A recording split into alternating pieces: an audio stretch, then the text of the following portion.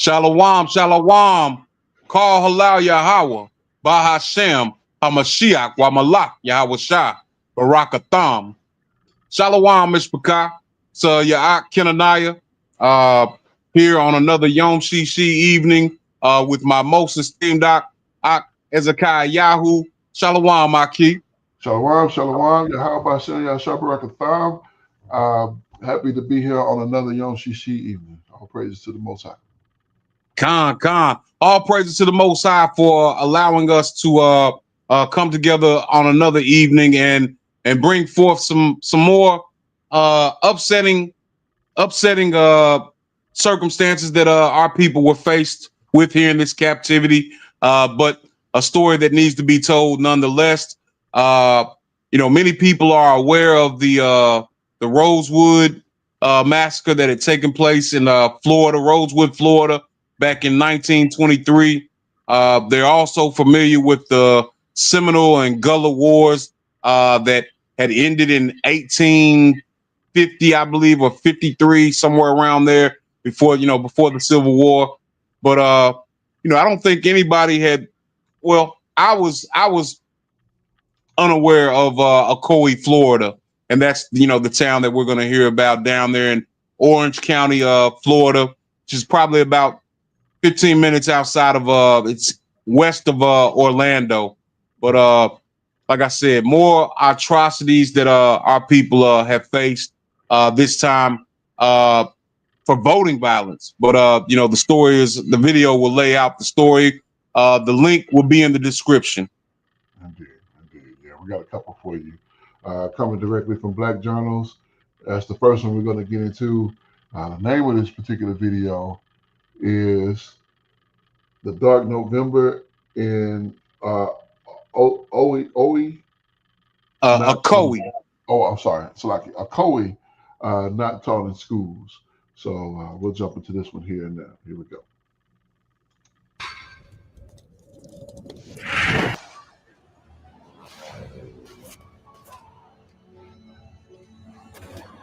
It was, in fact, an explosion. Such a disaster, born of long pent-up unfriendliness, hate, and ill will, which finally found some way to come out on the surface on that memorable day, November the 2nd, 1920. A white mob, numbering over 100 men, decided to hunt down Mose Norman for crying out that blacks must vote on the already ongoing election day.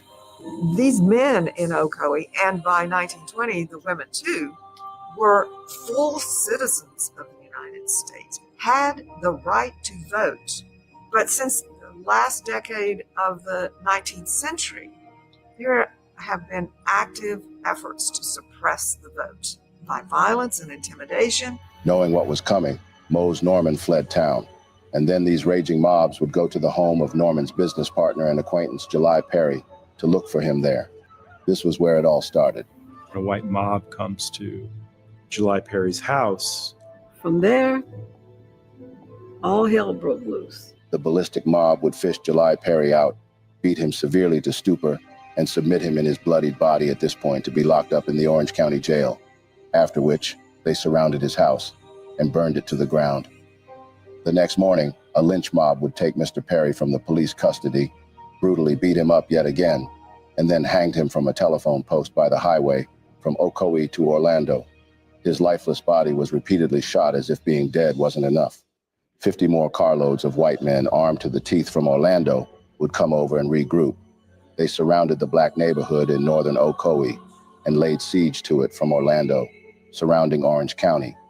The mob would turn on Ocoee's black community and begin to burn down homes and businesses, demanding that all black residents leave the town. They continued to burn down houses all through the night until about the early hour of 5 a.m. the next day at dawn. Several women and children were already burned to death by then. Some blacks, on fleeing desperately from the brutes that night, many of whom were carrying their terrified children, had blindly fled into the alligator-infested swamp around and eventually became dinner for the excited alligators. The Ocoee outbreak was a heart-wrenching saga. McCoy suffered greatly after 1920. Who's going to work over there? Not black people from those who knew. So for a long time, the economy suffered, all because of people wanting to vote. Silenced votes, shattered lives, and a community left in ashes were the remains of Ocoee after the November 2nd, 1920 incident. The once peaceful town of Ocoee, Florida, was transformed into a scene of unspeakable horror, untellable ruin. You have 30 to 60 people that we think died there. It's painful. It's horribly painful to think about being in a situation where people are shooting at you and have set your house on fire, and you're trying to escape in the dark of the night. In just one day, racial tensions boiled over into unspeakable violence, resulting in one of the deadliest Election Day mass killings in the whole of the U.S. history. On that day, African-American residents who dared to exercise their rights to vote were met with brutal force, leaving a trail of destruction and death in its wake. Growing up, only thing I knew about Ocoee was that we didn't go there. Nobody said why. And I just assumed growing up it was just a town for white people. A lot of the specifics of the events of the Ocoee Massacre, we don't know. It was a horrible, horrible event. African Americans were slaughtered, were driven out of Ocoee for decades.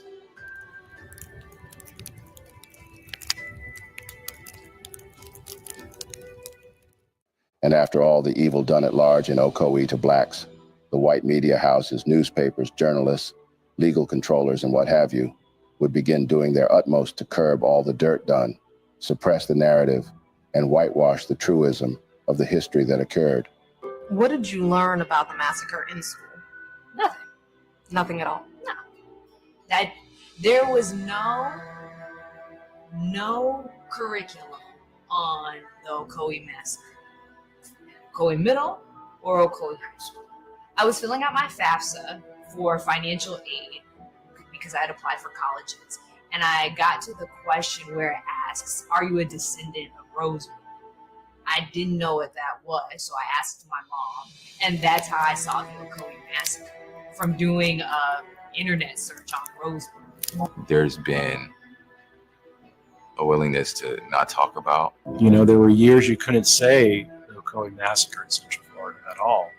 And now we have markers, we have a tombstone for July Perry, we have a curriculum going into our classrooms that will teach this throughout Florida. For African Americans, this is a really important milestone to sort of get that out there, because their history and the history of Florida was whitewashed for so many decades.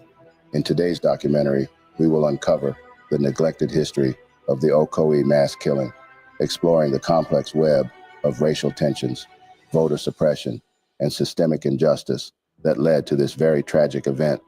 But before we journey down to the heart-wrenching happenings of that day, kindly consider supporting our work by hitting the thumb button in front of you.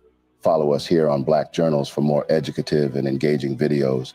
And lastly, kindly help share our eye-opening Black narratives to help spread consciousness all across the globe.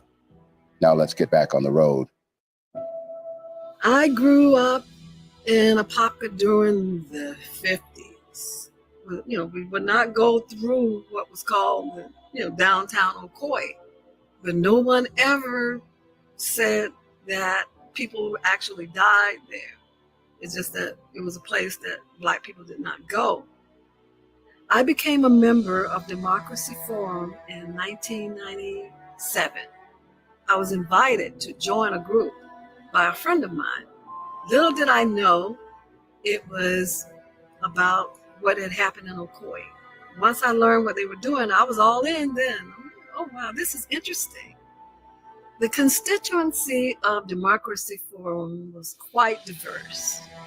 You had a melting pot of people who were all on the same cause, to inform people and come up with a way to reconcile. And we all had an assignment, pretty much, to bring back information. We spent hours and weeks and months researching. Key pieces of the evidence of our research was the death certificate of July Perry, the census list of 1910, 1920, showing close to 300 Black people living in Ocoee. Then there was a letter from a woman by the name of Annie Hamilton. This letter had been smuggled out of the community, and it was describing what type of citrus she was shipping to this friend in Ohio. She drops down in the second paragraph, and she says, one of the most wickedest things has happened. Blacks are being forced to leave, Ocoee. It has been a journey. It's been an experience, one that has created an ongoing dialogue among many people now. And once we located descendants and they could trust us and they didn't seem to have that fear anymore, they would start sharing the stories of their descendants about what happened, the land they owned, where it was located, and it was like a freedom. We donated our research materials, which consist of thousands of documents. We donated that to the Orange County Regional History Center. The Ocoee mass killing was a mass racial violence event that saw a white mob attack numerous African-American residents in the northern parts of Ocoee, Florida, a town located in Orange County, near Orlando. The once small town of Ocoee was founded in the 1850s by a white man who brought 23 enslaved African-Americans with him. The town grew after the Civil War as more white Southerners, including many Confederate veterans, settled in it, at the same time hiring black laborers to work their land. Starting in the year 1888, many of those laborers were able to purchase the very acres over which they have been toiling on from their white employers, bringing them wealth and security, which was often denied to black folks in the Jim Crow South. Census records indicate that, as at 1920, about 1/3 of 800 people in the town were black, although it wouldn't be accurate to say that Ocoee was integrated. There were no blacks-only neighborhoods across the proverbial tracks, as you might find elsewhere in the South. It was interspersed. It wasn't like, here's a black part of town, here's a white part of town, says Pamela Schwartz to Gillian Brockle, a journalist from the Washington Day Post, a newspaper company in Washington, D.C. These people were neighbors for 30 years before the massacre happened. After World War I ended in 1918, the same trends happening nationally took hold in Ocoee, too. Black veterans returned home expecting better treatment as they got into Europe, but white supremacist groups such as the Ku Klux Klan would resurface to keep that from happening.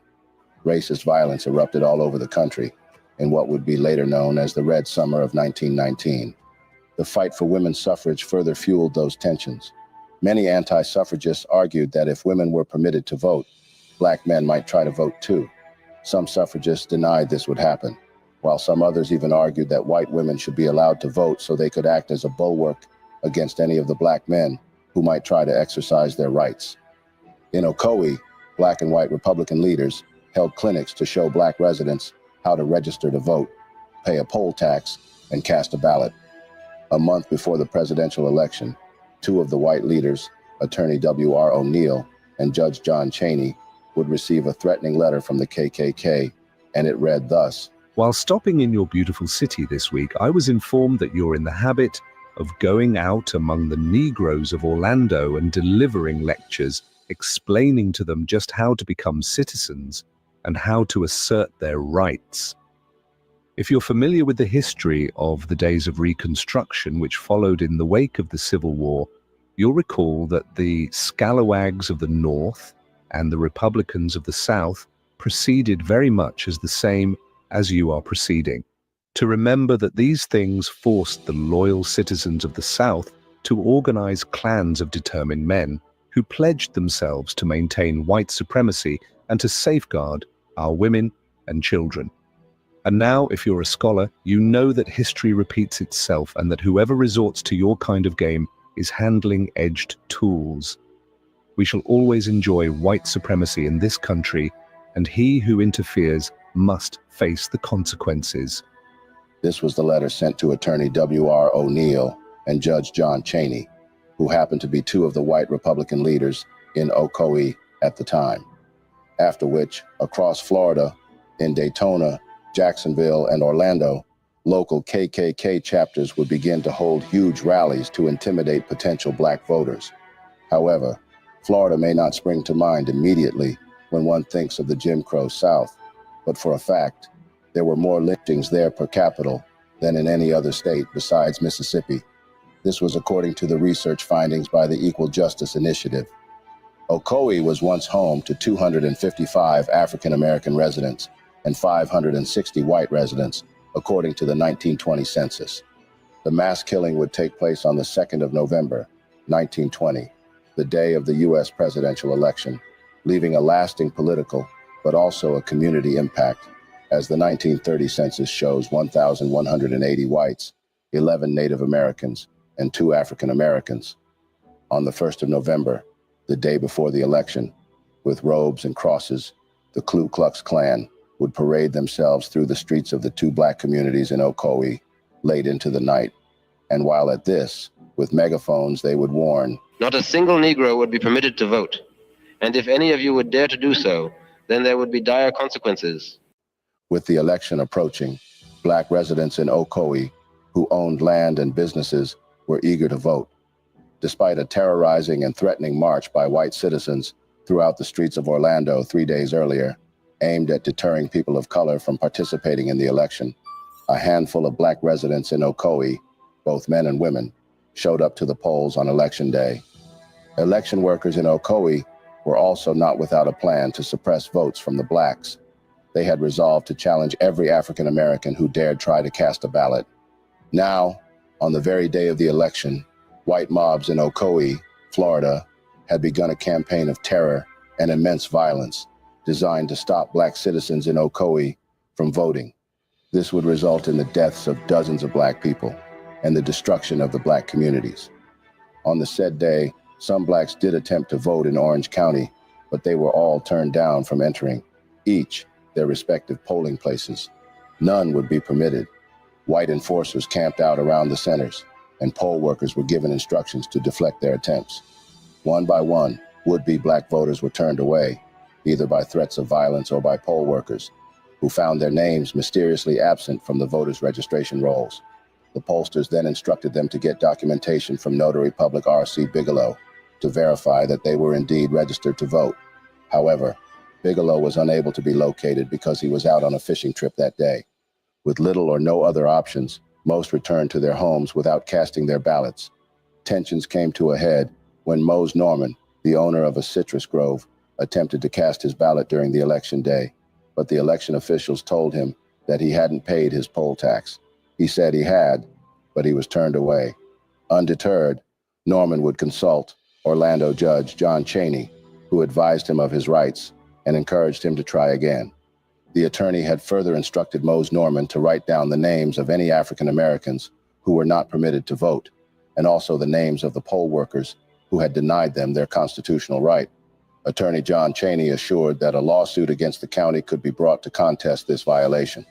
Norman would return to Ocoee with these instructions, along with a handful of black citizens yet again seeking to vote. And to their utmost disappointment, they were turned down the second time and forcibly pushed away.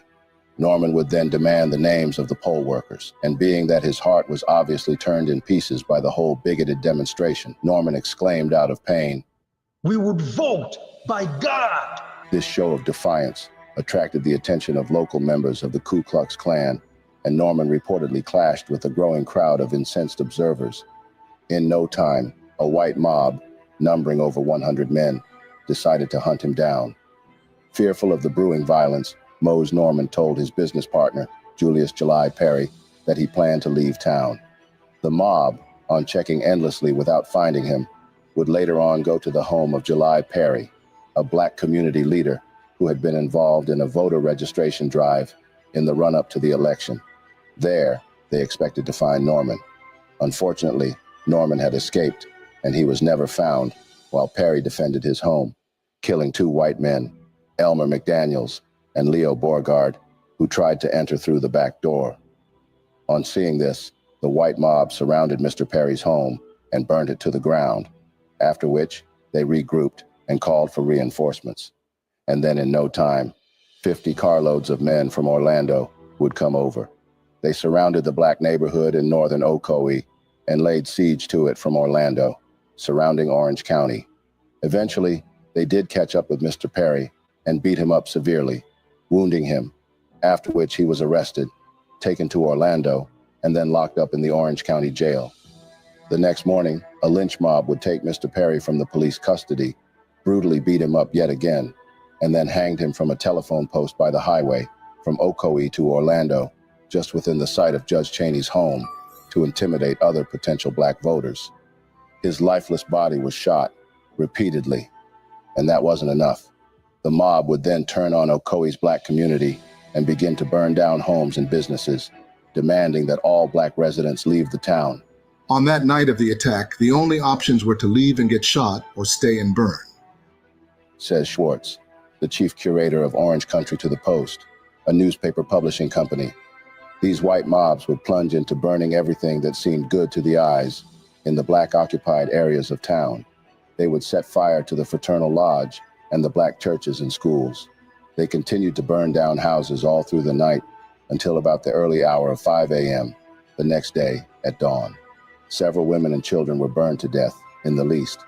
In addition, the mob had driven out some of the fleeing African Americans into a nearby swamp where the desperate citizens, many of whom were carrying their terrified children, navigated the alligator-infested waters only by the light of their burning homes.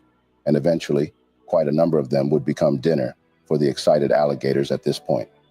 Going forward, in the face of this hellish violence, the people of color, in all their numbers, fled the town.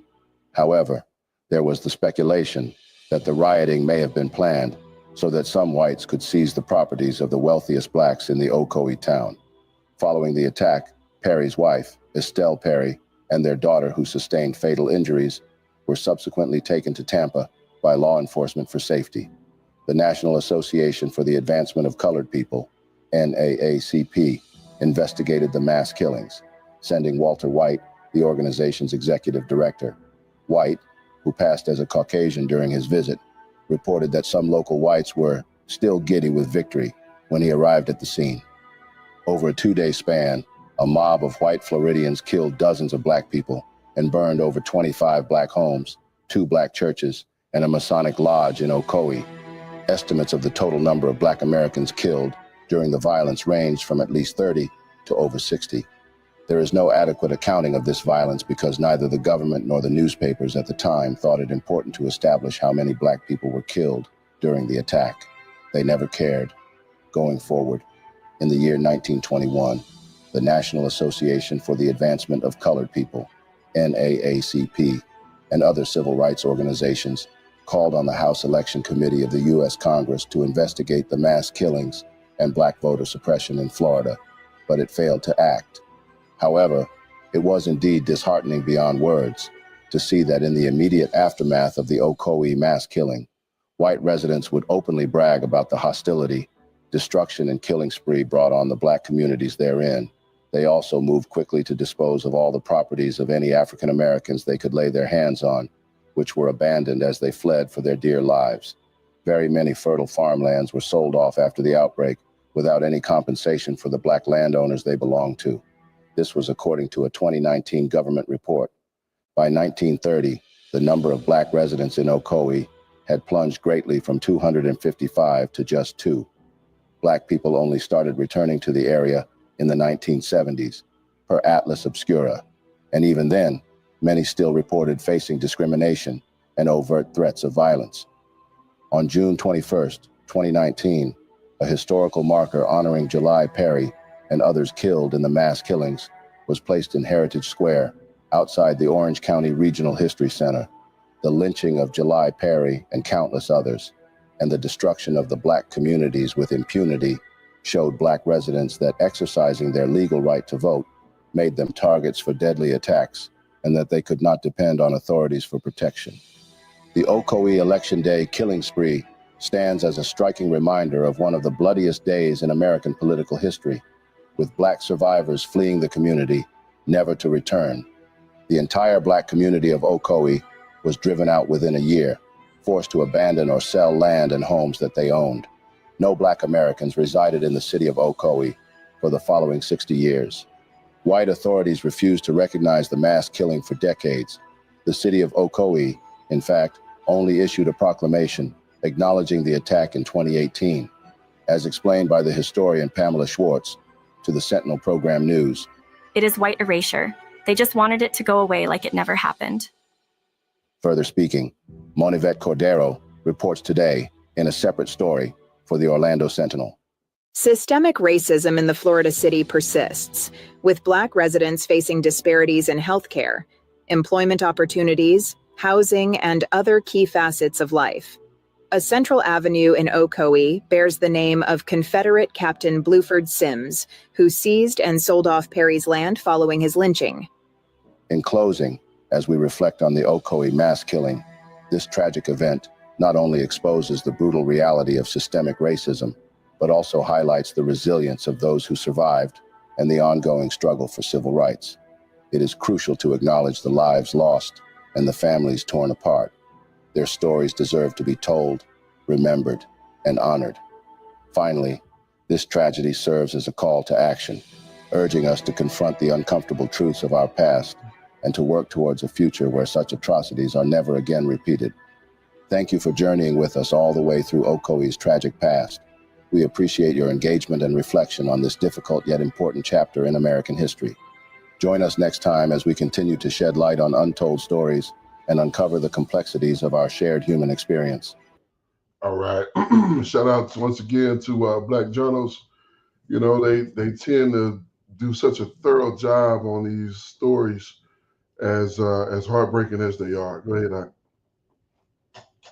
Con, you know, like I was saying, you know, this area in Central Florida was, you know, after Florida became a state, it wasn't initially settled during, you know, right after it became a state. After it was bought by Florida, it didn't initially become a state because the Seminoles and Gullahs were still in the area. So, you know, they had to fight some wars. You know, the Seminole First and Second Seminole War. And then after the Civil War is when Florida really began to be populated by Americans. You know, it spoke about the demographics of the town back then. Mm-hmm. It's interesting because now you have Ocoee is 30%, 36% white, 22% black, and then 34% Hispanic or Latino. Oh, wow. So, you know, it's you know, the area has changed, but I would say that you know, the sentiment that these people have for us, with a lot of them, it still remains. And why do I say that? You have Florida. You know, this is where Trayvon Martin was murdered and executed, and you know, it's the politicians who pretty much gave individuals the right to what they call standing their ground, like now, which was, some would argue, brought about, you know, to kill black people, like really, or you know, to defend against so-called black people. I know I'm getting off on a tangent, but you know, the area has changed, but you know, in a lot of ways, the sentiment has not changed. I believe we have another video speaking about, you know, the same town, and you know, we'll talk again here after the conclusion of that video. Oh, praises. Yeah, this one comes to us from Black Culture Unlocked, and this is why was the 1920 Black Massacre covered up, the horror of Ocoee. So I imagine they'll have some similarities. So we'll see. We may not go through this whole entire video. They're both right at 30 minutes. So this one may be kind of a repeat, but let's check it out and see here. The atmosphere, and flames devour homes, turning the night sky to a furious shade of orange. Black families run for their lives, their cries being swallowed by the chaos of gunfire. Bullets fly through the darkness as armed mobs invade the streets. A father shields his children behind him, and his voice shakes as he whispers, "Run! Don't look back." His wife clutches their youngest child. Tears continuously flow down her face as they vanish into the woods, their footsteps muffled by the dry leaves beneath them. Just a couple hours before then, this city was a thriving Black community that was doing well for themselves. Now, it has become a war zone. The streets of Ocoee, Florida, are stained with the blood of its Black residents. This is not a scene from a distant war or action movie. This is America. Election night, 1920. But unlike most elections, the ballots cast on this day did not look anything close to democracy. Rather, it was an event where terror was unleashed. What happened that fateful night was not a riot. It was a bloody massacre. Yet for many decades, the Ocoee Massacre was erased from the narratives of history, buried deep beneath layers of lies, silence, and stolen land.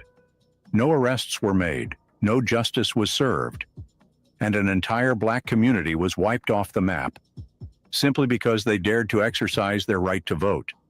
Think about this for a moment. Why don't we learn about this in school? Why do history books gloss over the fact that Ocoee, which was once home to prosperous Black families, was turned into a whites-only town after that bloody night? Why does this story remain hidden, while the perpetrators walked free and thrived on the land they stole? This isn't just a story about the past. It's a warning, one that ought not to be overlooked, because Ocoee wasn't an isolated event. It was part of a meticulous, systematic effort to erase Black political power in America.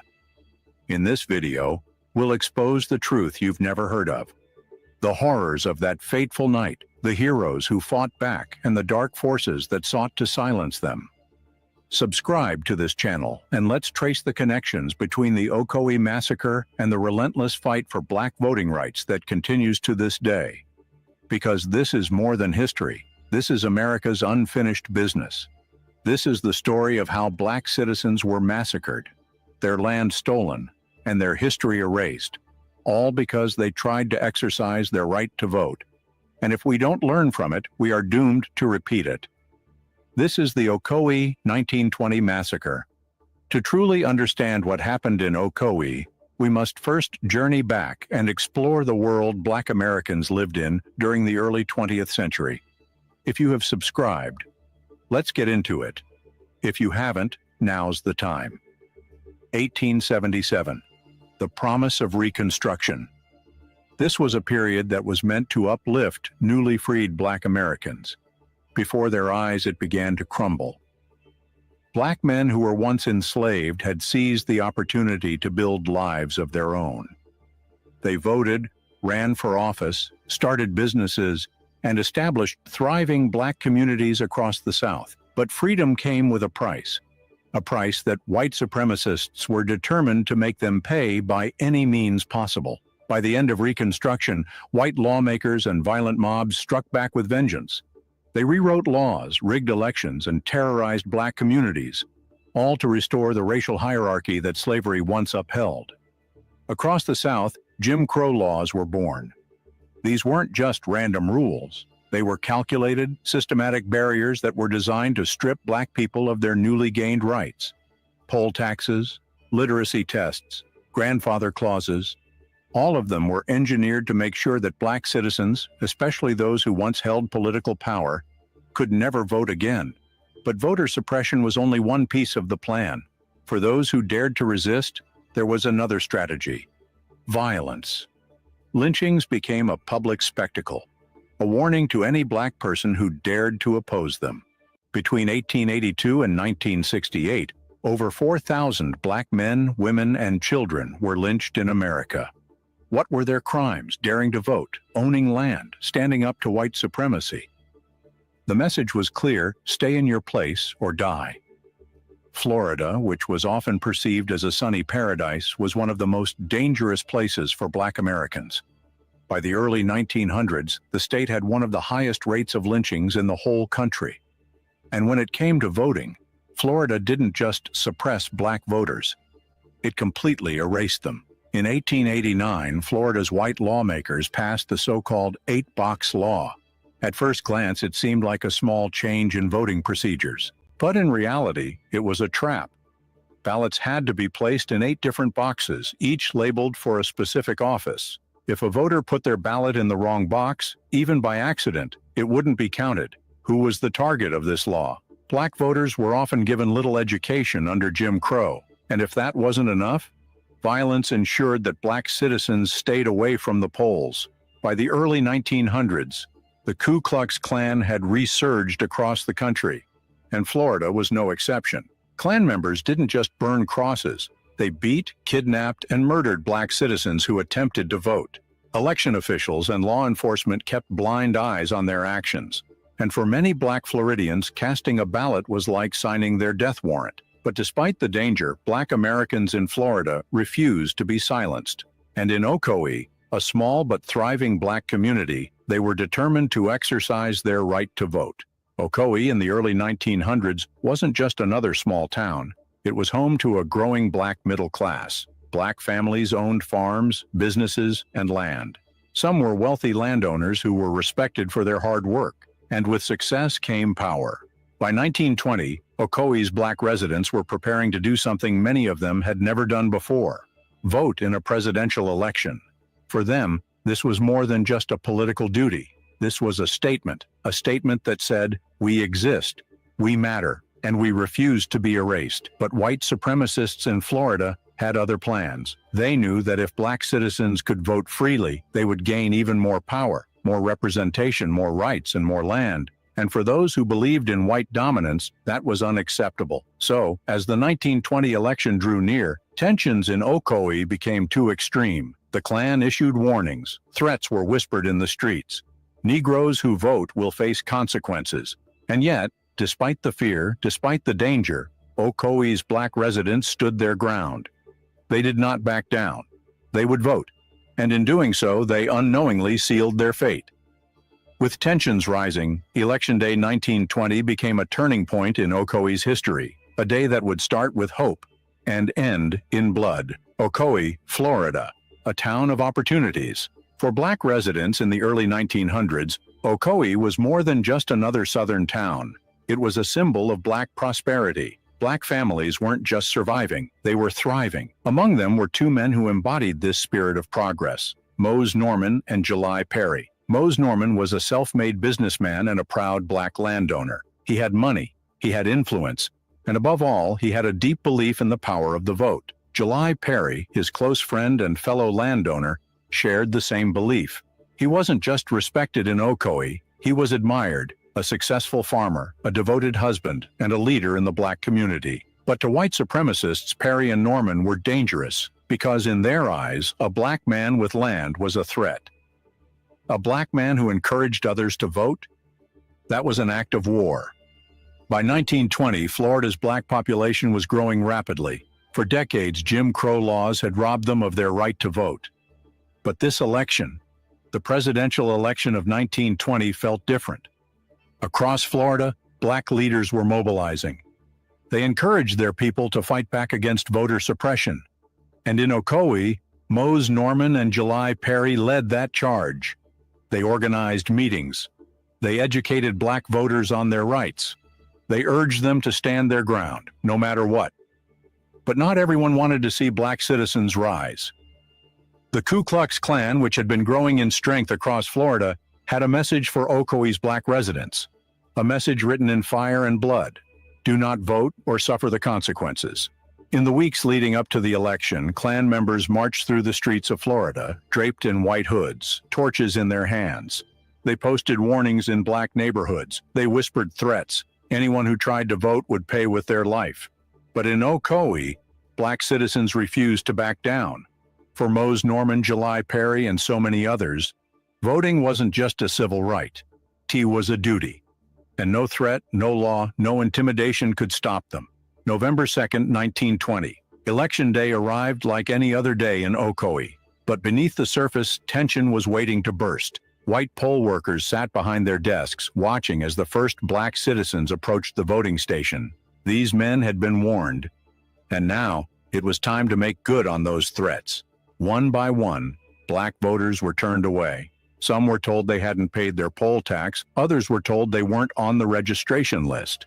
No matter what excuse they used, the message was the same: you will not vote today. Then came Mose Norman. He wasn't just any voter, he was a man of influence, a man of means, a man who knew his rights. and he would not be turned away so easily. As he approached the voting station, he carried himself with undiluted confidence. When the white poll workers denied him his ballot, he didn't lower his head. He didn't back down. Instead, he demanded answers. "Have paid my poll tax. I am a registered voter, and I have the right to cast my ballot." The white men at the station were stunned. A black man standing in front of them demanding his rights? The tension in the room grew thick, and the air became electrifying with danger. And then, someone called for the sheriff. Mose Norman knew what that meant. It was no longer about voting, it was about survival. Norman turned and rushed out of the polling station, vanishing into the streets of Ocoee. He knew what would happen next, and his instinct was right. News of the incident spread like wildfire. A black man had challenged the system. A black man had dared to demand his rights.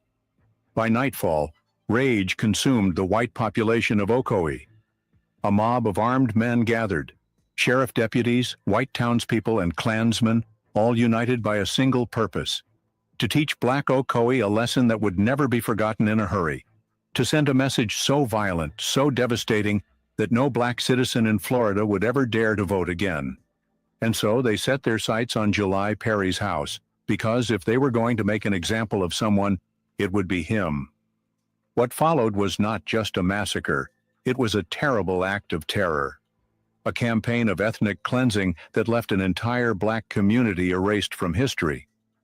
And in the dead of night, Ocoee burned. The election night in Ocoee, November 2nd, 1920. The air was thick. Tensions had been simmering for weeks, but now they had found a reason to explode. A mob of furious white men, many of them local law enforcement, landowners, and Ku Klux Klan members, descended upon the home of Mose Norman.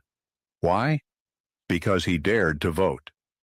While Norman had been turned away from the pool to cast his ballot, the white election officials had made it clear no black man would be voting in Ocoee that day. But Mose Norman refused to be silenced. He knew his rights. He fought back. That was when the mob came for him. They stormed his house, demanding he come out. But by then, Mose Norman had disappeared into the night, running with his life. So instead, the mob turned their fury toward another target. Just a few streets away, another black man had taken a stand, July Perry. That was when that started targeting him. Perry was a respected farmer. He had encouraged his fellow black neighbors to vote that day, just as he had done many times before. But now white rage was knocking at his door. The mob surrounded his home. Inside was July Perry and his family. His wife and daughter, trembling in fear, knew they had little time. But July Perry wasn't the type who would run. He quickly grabbed his rifle, and when the mob kicked down his door, he pulled the trigger in their direction. Immediately, 2 white men fell. The mob, being shocked, pulled back. July Perry had wounded them, but it wasn't enough to stop what was coming. The crowd outside had grown to 100. Some say nearly 500 armed white men, many fresh from a Klan rally in Orlando the night before. And they were out for blood. They forced their way into Perry's house. Perry being overwhelmed and outnumbered, the black young man was shot down. He was dragged from his home bleeding, his screams echoing through the night. His family helplessly watched in horror. They hauled him to the Orange County Jail, but the mob had no intention of letting him live.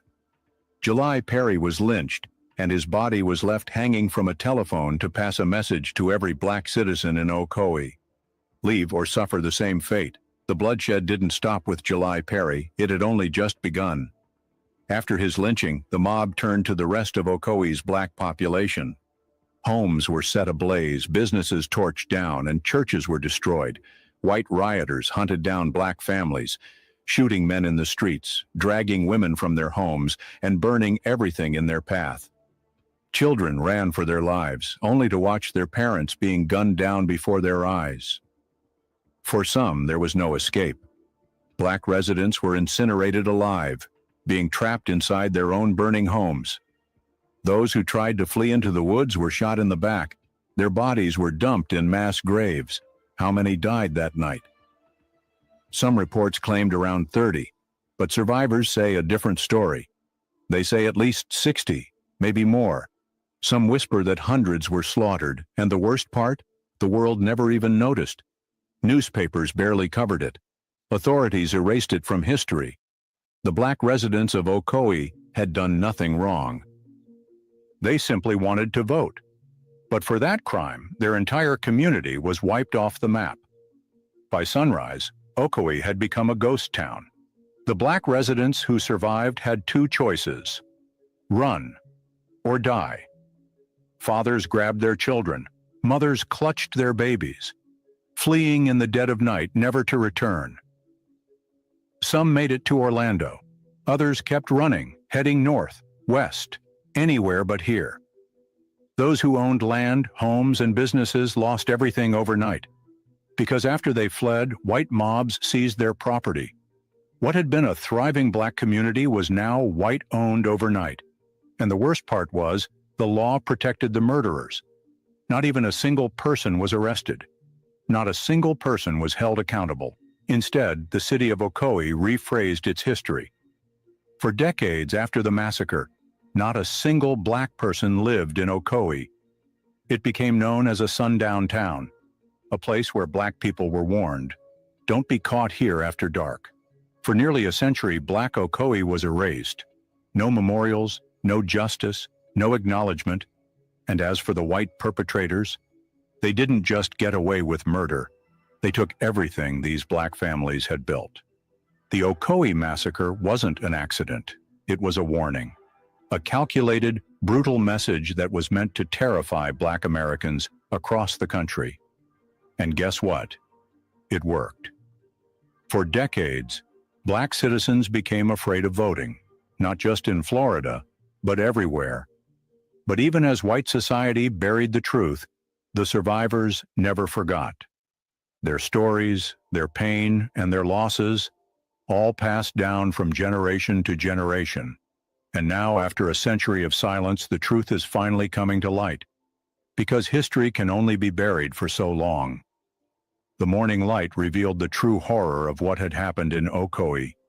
Black neighborhoods that were once filled with life, laughter, and progress now lay in ruins. Homes, churches, and businesses were burnt and demolished to smoldering ash.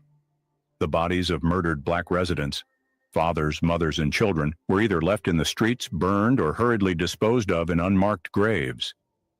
Those who survived the attack had already fled. They left behind everything: homes, businesses, farmland, and memories, never to return. But as the smoke settled, a new battle began. Not with guns or torches, but with lies, silence, and stolen history. A couple of days after the massacre, local newspapers ran the story. But not as an attack, not as a mass killing, not as an atrocity. Instead, they framed it as a race riot. The newspaper didn't tell the truth. They put up false headings like, "Negro Uprising Quelled in Ocoee." Black aggressors met with force. White citizens defend their homes from Negro mob.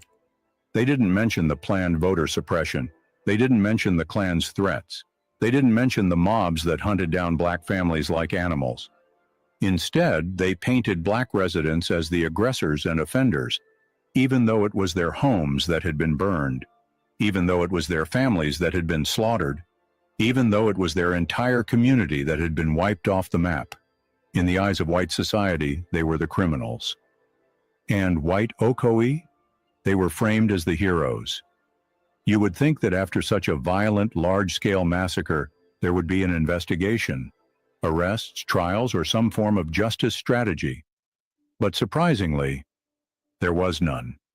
Not a single white rioter was arrested.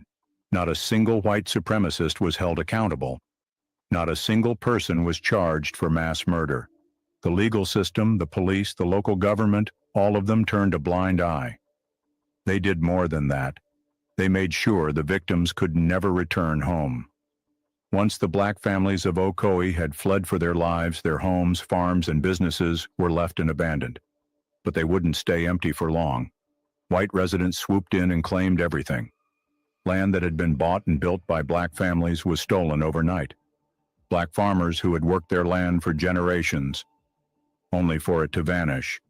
Property deeds were signed over to white hands, sometimes without any paperwork at all. And here's the coldest part. Many of the black families still owed mortgages and taxes on that land, but instead of being allowed to return, the government declared their properties abandoned. White buyers, many of whom had taken part in the massacre, bought the stolen land for a small amount. And if any black survivor tried to return, they were met with violence and death threats. This wasn't just murder. This wasn't just destruction. This was an economic warfare. The survivors of Ocoee carried more than just the scars of that night. They carried a lifetime of fear. Many of them never spoke about the massacre again. Not to their children, not to their grandchildren, not to anyone. Because they knew the truth. Talking about Ocoee could get them killed. So the memory of that night became a secret, a painful hidden wound passed down from generation to generation. For decades, black families who once called Ocoee home never dared to return. And their children? Many grew up never knowing that their parents had once owned land there. Land that had been stolen. Land that, to this day, still sits in white hands. For about a century, the Ocoee massacre was erased from history. There were no memorials, no history books mention the atrocity, and no public acknowledgement of what had happened on that fateful day in 1920. In Florida schools, students learned about the American Revolution, the Civil War, and World War I, but Ocoee, nowhere to be found. Even Florida's state records made no real mention of what had taken place. The goal was simple: erase the crime, erase the victims, erase Black Ocoee from existence, and for generations it worked. But the truth cannot be buried forever. Decades passed. The survivors aged and died. But the truth, it refused to stay hidden. Because as much as history tried to forget the Ocoee massacre, there were still those who remembered, and in time, the fight for justice has just begun. For those who survived, silence was not a choice, it was a necessity. Survivors feared for their lives. If they spoke of what happened, they knew they could face the same fate as those who had been murdered. For decades, Ocoee's black survivors scattered across the country. Some were forced into exile. Some rebuilt their lives in neighboring towns. Others moved far away, never uttering a word about the horror they had witnessed. For many, the trauma was too great. Parents did not tell their children. Grandparents whispered warnings but left out details of what exactly happened, not just to protect themselves but to shield the next generation from the weight of their pain. Meanwhile, Ocoee's white residents kept their silence for another reason. They had everything to lose if the truth eventually came out. The land, the stolen wealth, the illusion of peace in their town, it was all built on bloodshed. And so, for generations, the Ocoee massacre was buried under the weight of silence, fear, and whitewashed history. But history has a way of resurfacing. By the 1980s and 1990s, a new generation of historians, activists, and journalists began to ask questions. Why were there no black residents in Ocoee for decades? Why did land records show sudden transfers of black-owned property in the aftermath of the 1920 election? What happened that night? One of the first people to publicly speak on the massacre was Julian Chambliss, who was a historian who began to dig into Ocoee's past. He, along with journalists and local researchers, began to put pieces together to picture what had truly happened, a picture that many white residents still refused to acknowledge. Then came the turning point. In 1999, the Orlando Sentinel published a detailed report on the Ocoee massacre. For the first time in decades, the silence was broken. Florida's black community demanded answers. White residents, many of whom had benefited from stolen black land, found themselves confronted with a past they could no longer deny. From there, the fight for recognition grew stronger.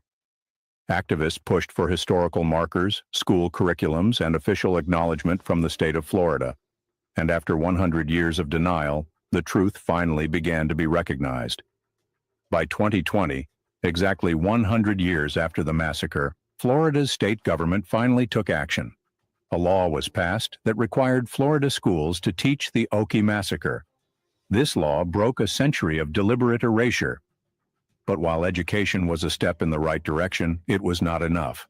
The deeper question remained, how do you compensate for stolen land, lost wealth, and a century of injustice? Florida lawmakers began to discuss financial reparations. After intense debate, the state approved a $2 million fund for descendants of Black Ocoee residents who had been driven from their land. It was the first time in U.S. history that a government had financially compensated Black families for a racial massacre. But was it justice?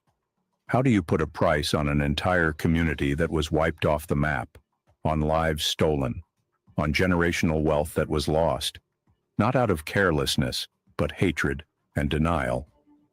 Many Black descendants called the reparations a start, but far from enough. Some families were never found, some records were destroyed, and the land that had been stolen remained in the hands of the whites. However, reparations helped, but they did not undo the damage. Even with recognition, even with reparations, the scars of the Ocoee massacre remain. Till today, some white families in Ocoee still own land that was once owned by Blacks. To this day, some Florida residents refuse to acknowledge that the massacre ever happened. To this day, America still struggles with voter suppression in some parts. Echoes of the very racism that led to the Ocoee massacre in the first place. But the lesson of Ocoee is clear. Silence allows history to repeat itself. When injustice goes unchecked, it does not fade. It festers. And if we do not confront the past, we risk living it all over again. The Ocoee massacre was not just a tragedy of the past. It is a reminder that the fight for justice is still ongoing. The question is, will we learn from it, or will we let history repeat itself? While the days of mass racial massacres may be over, voter suppression is far from a thing of the past. The tactics have evolved, but the goal remains the same: to keep Black voices out of the political process. From literacy tests and poll taxes in the early 20th century, to modern-day voter ID laws, mass purges of voter rolls, and polling station closures in Black communities. If we ignore the Ocoee massacre, we fail to see the warning signs in our own time. If we forget what happened, we risk repeating history. If we do not teach the Ocoee massacre, how many more stories like it will remain buried? If we do not remember, how easy will it be for history to be whitewashed once again? American history is Black history, and yet there are still people trying to erase it. Book bans, whitewashed school curriculums, laws restricting the teaching of systemic racism. It's happening right now, but we have a choice. We can break the cycle. We can refuse to let another generation grow up in ignorance.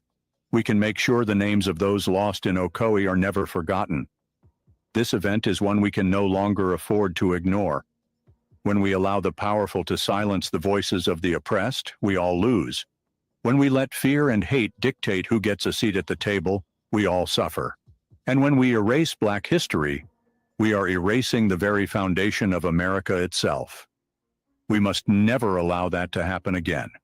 If you've made it this far, you have a responsibility. Here's what you can do. Share this story. The more people who know the truth, the harder it is to erase. Educate yourself. Get involved. Support organizations fighting for voting rights and racial justice. Hold leaders accountable. Push for policies that protect Black voters also, and ensure history is taught accurately. Ocoee's story was hidden for over a decade. What other truths are still waiting to be uncovered? And more importantly, what will you do to make sure they are never buried again? Leave your thoughts in the comments.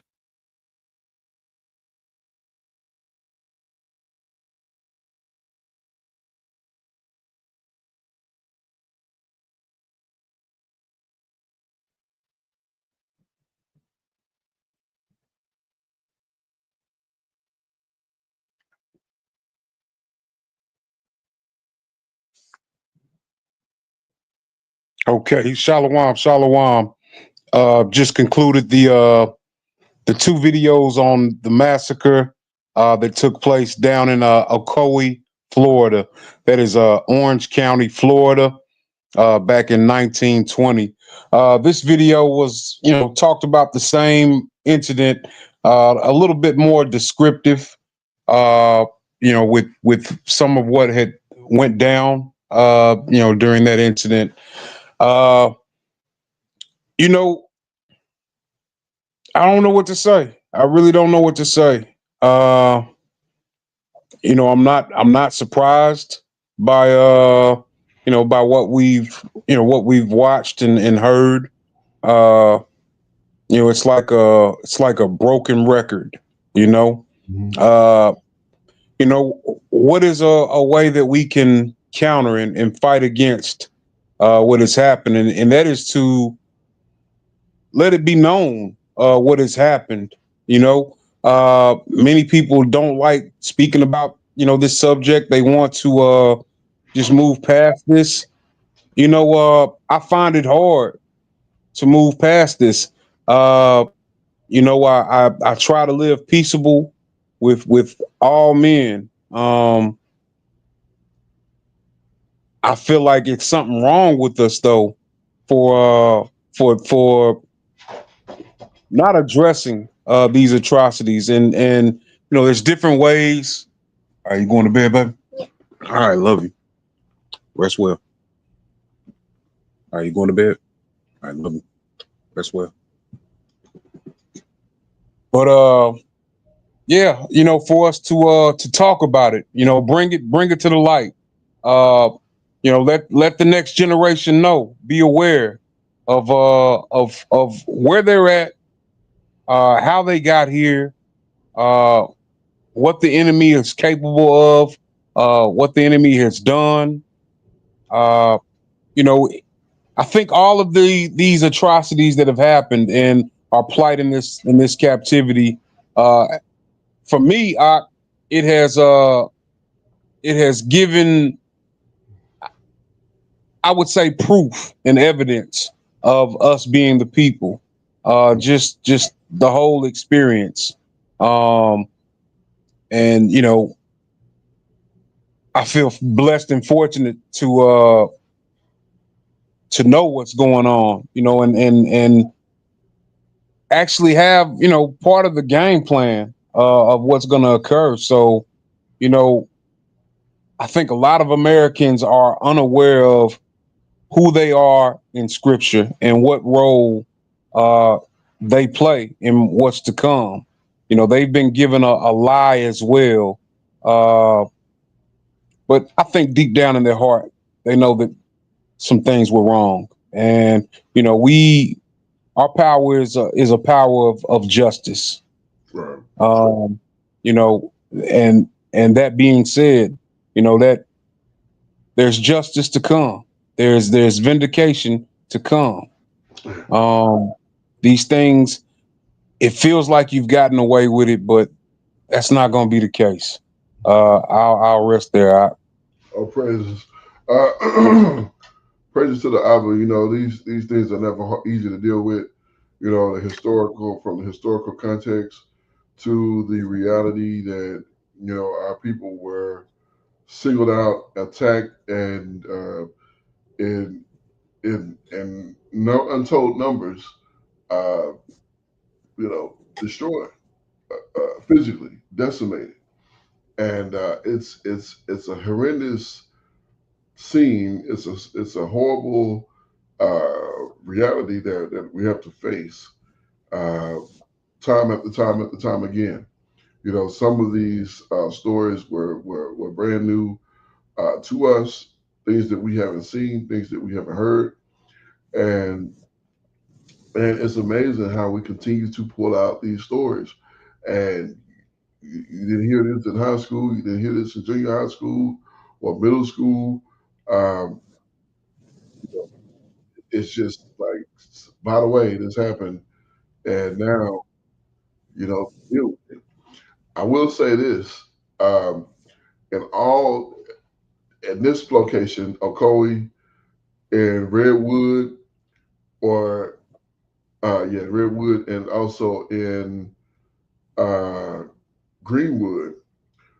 All of those places were destroyed, and I find it ironic that each one of those locations there was mention of the buildings that were destroyed, a Masonic lodge. So I would challenge our people to come away with some understanding on that. When your stuff is getting destroyed and you're getting violated,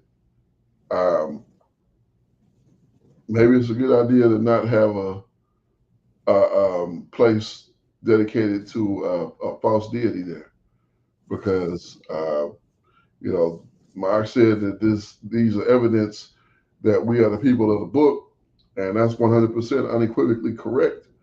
This is evidence that we are the people of the book, and it's evident also that we need to keep the way that our power has set forth for us. Before we close out, I talk about your trip and where you ended up and where these videos came from. Oh yeah, Con. Had the opportunity to actually travel down there to Orange County. This week. Had a chance to see national, a state landmark now.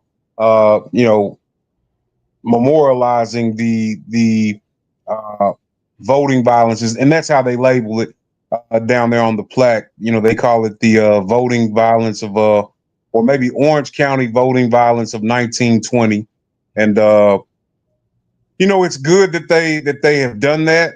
It's very upsetting though to know that state, had a governor at one point that spoke against speaking about and teaching about this subject. Now, I want to say that he has, I would say, probably slowly began to back down on that with now they're saying that this atrocity is now mandatory to be taught in the schools, but it was a experience. It was an experience, and it looks, the lake looks so beautiful, and it's Florida. What's not to like about Florida? But then you realize things that have happened in Florida, and you realize that the people who did this. So, Ocoee was first settled. That's what I meant to talk about. Ocoee was first settled by a doctor who was dealing with malaria with a lot of the people who lived there in the area. And what he did, he took the slaves, because this was back in the 1850s. He took the slaves that were dealing with malaria and kind of segregated them away from everybody else, where he could kind of have clean water and tend to them. And this is how Ocoee became a settlement, and you had there was a Confederate captain Sims. I talk about him because he died in 1928. Remember that this happened in 1920. So he would have still been alive when this happened. His relatives and his kin and those who believed him are still in the area. Is what I'm getting down to. Wow. And you go down there to these, you visit down there, and you are not aware a lot of times of what has happened. But once you become aware, you kind of look at everybody like strange, like you all are living down here very well, just ignoring what has happened. Doc, and it's I don't know, I can't put it into words. Like anger is a understatement. Yeah, to tell me just to get over it, or to look at me strange for being upset about it. I don't know what to say about that, Nah, I feel you, and you know, I imagine this was a surreal experience for you to check out. So let's go to your video here, this first one, and let's just check it out. They're both real short, so bear with us. Shalom, shalom. Call Allah Yahweh, Bahashem, Hamashiach, wa Malak, Yahweh Shah. Sitting here at a lake here in Ocoee, Florida. Looks very peaceful and serene, but if you follow our channel, you know that this was the site of a massacre on election day, 1920. Looks real quiet now, but that wasn't the case many, many years ago, and hasn't been the case for our people here in this captivity. I'll show you all a plaque here in a second. All right. So that was a quick shot of that one. Let's go to the next one real quick. Here we go. You know, 120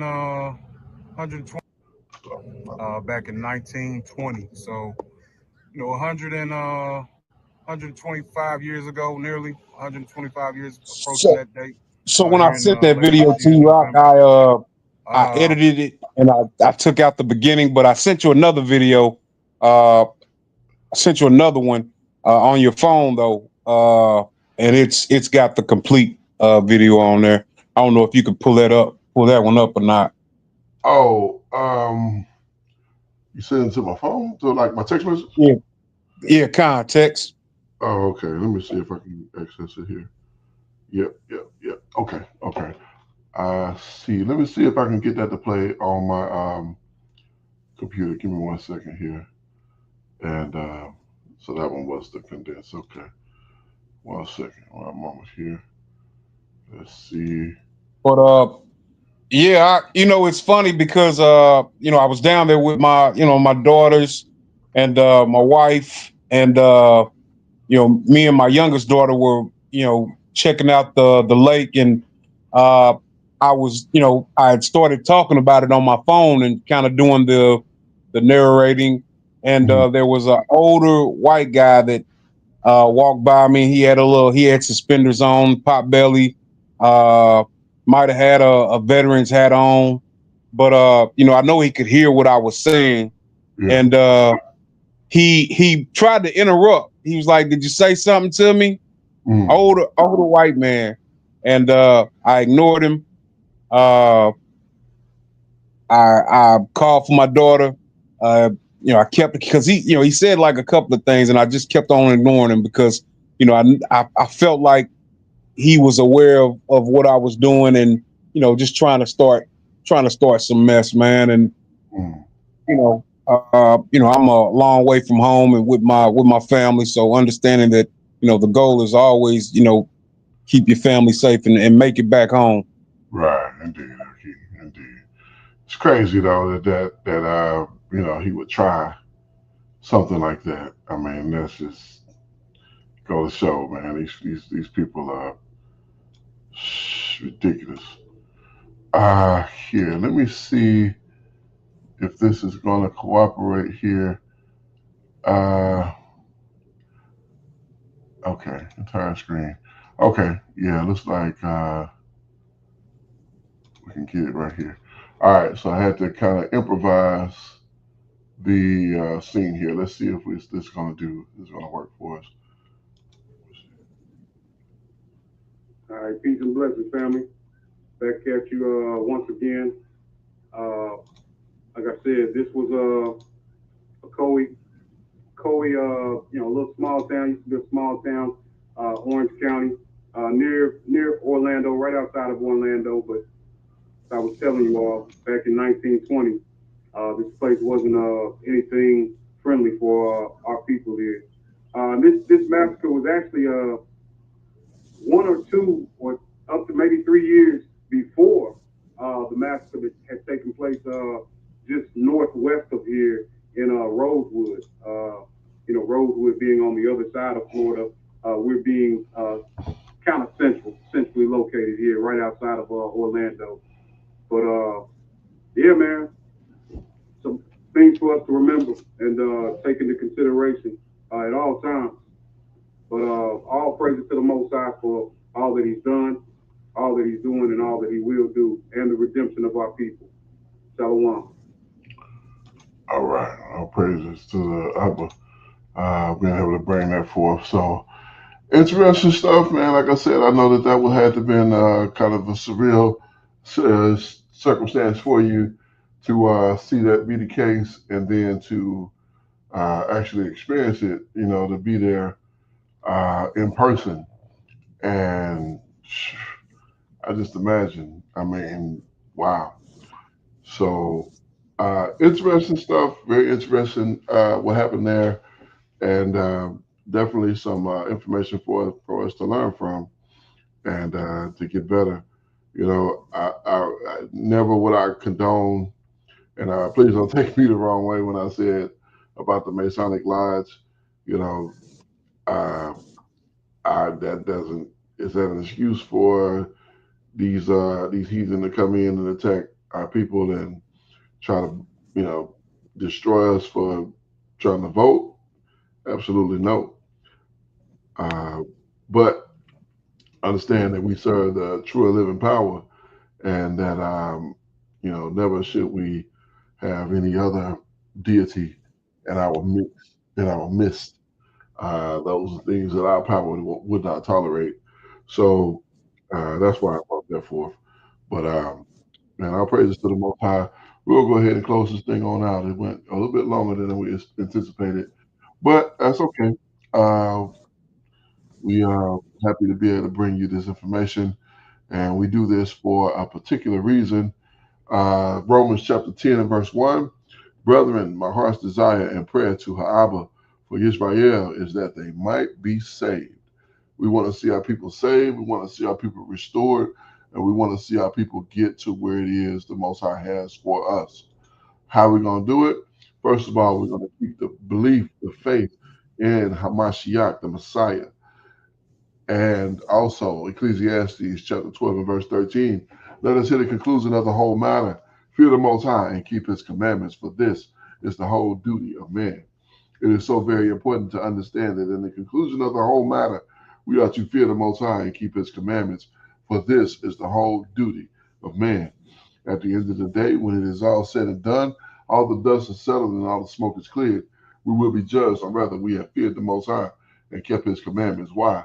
Because this is the whole duty of man. We're joined here by Kenaniah, who you know, brought out this information for us, and actually went there and experienced it live and in person. And I was assisting, joining Akazaki Yahoo, praises to the Abba, to the 12 tribes of Israel who are scattered to the four corners of the earth. Oh, wait a minute, I skipped over. Oh, my apologies. Praises to the Abba by Hashem, Hamashiach, or Malak Yahawashai, to the 12 tribes of Israel who are scattered to the four corners of the earth. I say shalom, wa baruchim. That is peace and blessings. And I cannot wait to the day when the Most High brings us back together and we are once again 12 tribes, one family, one nation, under the Most High power, under one covenant, back in our own land with a heart of flesh and no more a heart of stone, with our enemies, our adversaries, and everyone who hates us under our feet. Until that day come, shalom, family. Shalom, Mr. Pekah. All praises to the Abba. Praise you, Abba Yah.